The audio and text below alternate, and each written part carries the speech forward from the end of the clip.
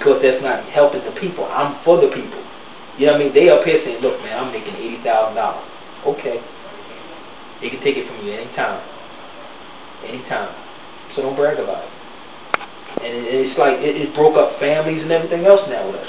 You know, you got the guy making $20,000, you making $80,000. I said, now listen to this, y'all. You making 20, she making 80. Why don't you take your 20, your 80 and make 100,000? What the hell? You know what I mean? Right. Help each other. Like, this is the family structure right there. Right. So when we argue, the biggest arguments we have is about who's making the much money. I don't care about how much you make. Yeah, because, I mean, in terms of that, traditionally, women have always been able to make money. Yeah, but you gotta understand again. But now, when women make money, it's like you gotta understand what they instilled in the women's head. They don't know who they are themselves. Definitely not. So what happens if you're being groomed by them? You're being groomed. You don't realize you're being groomed. You ask the average person, do you follow a man? They're gonna say no. I'll be like, well, okay. Well, why are you celebrating a New Year's? It's not New Year's. It's not New Year's. Why are you doing this? If you know what I'm saying? You can do many things. Like I said, people say that I'm only doing it because we get together with my family. That's the excuse everybody says. Okay, then do it on another day. You know what I mean? Just family do off time off from work on the other day. No Chinese people take off, bro. I see old ones working. So, you know, it's challenging people to take initiative. And this is why they have the structure that they have. They build nations. If you look at the Chinese people, dude, listen, let me tell you how crazy this was. I didn't know what happened. I don't know if y'all was following the news. Like, I watched the international news and stuff. Do you know how much, I forgot how many billions the United States owns China. They owe China a lot of money. They in debt to China right now. So I said, damn, I wonder if they got the buses that they got.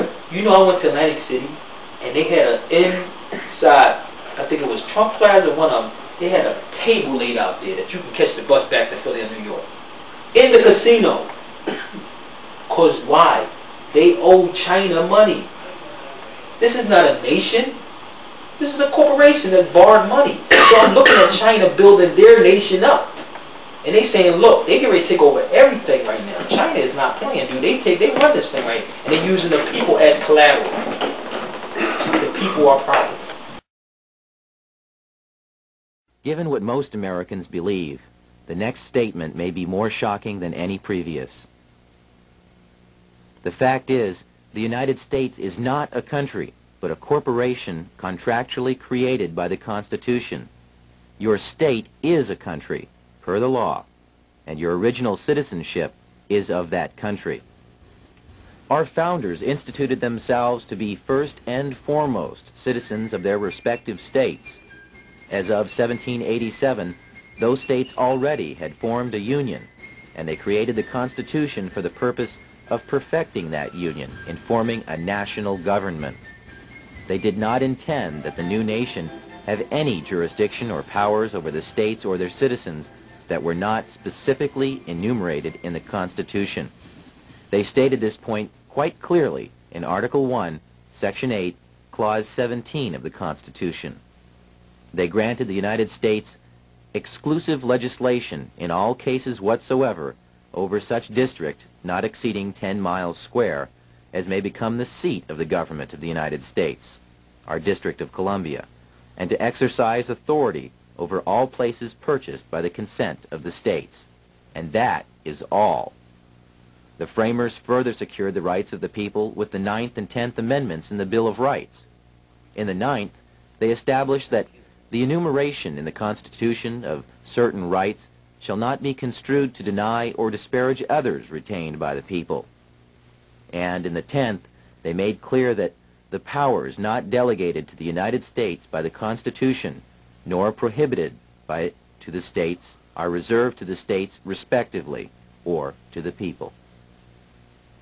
The only way the federal government can have any jurisdiction beyond these constitutional clauses is by written permission or contract. Which leads us to another piece of the puzzle, the 14th Amendment to the Constitution, ratified in 1868 following the Civil War. As barbaric as it may sound today, the black slaves, prior to the conclusion of the Civil War, were legally considered to be property, with none of the rights or privileges of free-born people, only duties. The money interests took advantage of America's desire to free the slaves and found a way to use the swiftly adopted post-war constitutional amendments to enslave all of the people. The deceit is in the wording of both the 13th and 14th Amendments. You will note that the 13th Amendment provides that neither slavery nor involuntary servitude shall exist within the United States. But why the emphasis on involuntary servitude? When the slaves were released from their involuntary servitude following the war, their status was changed from that of being property to that of being a person. But being a person still entitled them to none of the rights associated with citizenship. So the 14th Amendment ostensibly was written to provide the former slaves with the same constitutional rights of freeborn American citizens, but only if they agreed first to become subject to the jurisdiction of the corporate United States. Making oneself paramountly, that is, first subject to the jurisdiction of the laws of the United States, however, limits access to parts of the Bill of Rights, as we'll explain in a moment. But first remember, anyone who voluntarily subjects himself to the laws or jurisdiction of another is, in every way, obligated to abide by the terms of any contracts or laws established by whomever establishes the rules of the contract. In simple terms, this meant that the former slaves became subjects first to the United States, and secondly to the state in which they lived. They had no sovereignty whatsoever. This status had never existed in the United States prior to that time. The 14th Amendment created a new class of citizenship in the United States, a second-class citizenship.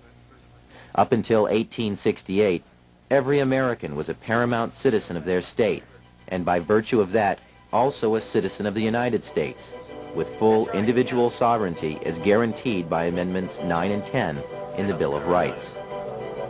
But so-called naturalized citizens, or 14th Amendment citizens, are paramountly subject to all laws of the United States, and, having no status as freeborn citizens, have no access at all to the unenumerated rights retained for the people by Articles 9 and 10 of the Bill of Rights. That's because, in order to get any rights at all, they had to subject themselves to the jurisdiction of the corporate United States, which left them no unenumerated rights. The only rights they had were those specifically written into the Constitution.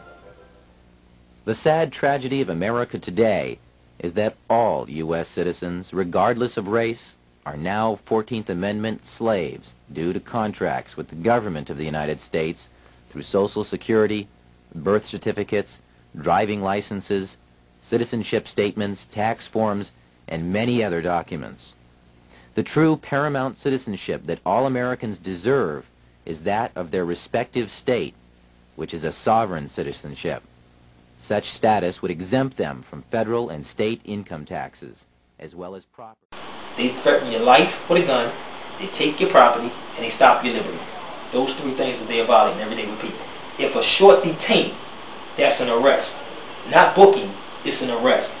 Study law, it will tell you, if you stop me, it's an arrest. You take me down, it's a booking. Totally different. So now, you're stopping me. When you say that, my cops used to stop me, I said, are you arresting me? You're not under arrest. But I had to remember who I was talking to. I said, yes, you are. That's a short detain. And I will quote the section. Then the other cop will be over here, because they two will walk up, and I'll be like, I would roll my window down, and I would tell the other one that you are conspiring with this one right here to stop me of my liberty, because you are. See what I'm saying? People understand that that's conspiracy. It's conspiracy. You are a part of it. He said, what are you talking about? You stopped me from moving. See what I'm saying? Well, you're drunk. What's the probable cause? They say reasonable suspicion. What was the reasonable suspicion? Then the probable cause, you have to see a crime. What was the crime? See what I'm saying? All these little things, and that will lead into other things. This is how you make people be law-abiding, because the people don't know the law. Why? You have to have a reason for me to stop you.